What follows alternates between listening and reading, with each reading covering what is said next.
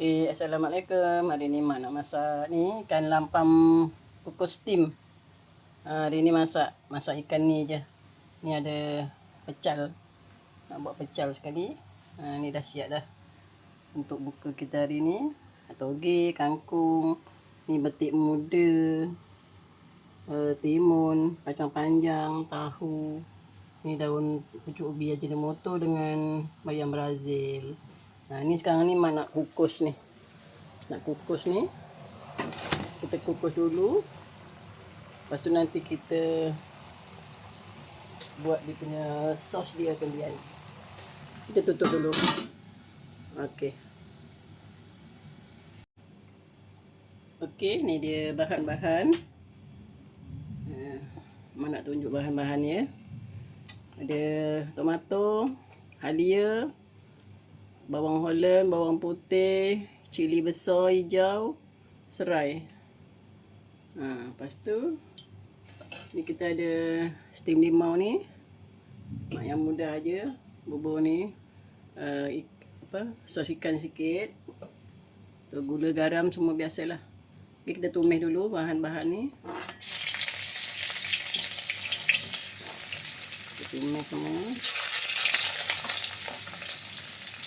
Serai.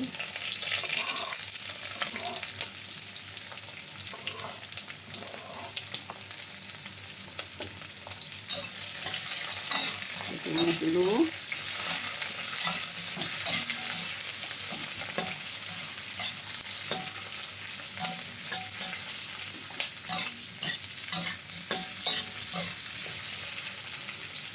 Tumis-tumis ni. Kita masukkan sos. Dalam 3 sudu. Bubur sos ikan sikit. Bubur garam sikit. Tadi ikan tu perlu kita bubur garam. Bubur sikit je. Cukup rasa. Kita bagi gula sikit. Okay, kita kacau-kacaukan. Mudah je kita nak buat. Tukar selera. Ikan tu tak tahu dah. Asyik goreng, masak lemak, cili api. Kita buat steam limau. Sekarang kita masukkan dekat ikan kukus tu. Kita perahlah hanya asam limau sikit atas tu.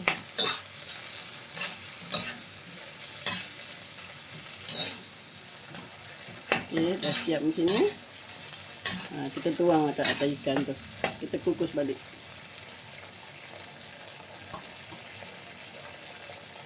Okay, tutup api, kita nak tuang atas ikan tu. Okay, kita tengok ikan kita. Dah berasap dah tu.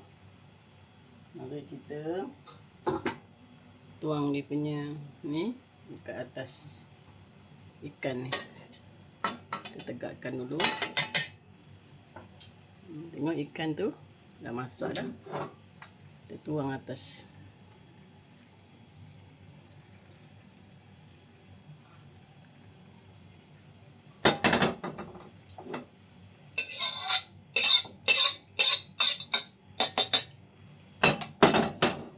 Okey. Kita panaskan lagi sekejap. Kita tutupkan sekejap lagi. Dalam 5 minit dah boleh dihidangkan. Okey, selamat menjamu selera sahabat-sahabat semua. Selamat mencoba. Okey, selamat berbuka puasa. Okey, kita jumpa lagi di lain video. Semoga video ini bermanfaat. Okey. Kita jumpa lagi. Jangan lupa like, subscribe dan share jika bermanfaat. Okey, bye-bye. Okey, ini dia ikan steam limau Mak dah siap. Okey, selamat menjamu selera semua. Okey, sahabat-sahabat. Kita jumpa lagi. Jangan lupa like, subscribe. Semoga bermanfaat. Okey. Bye-bye.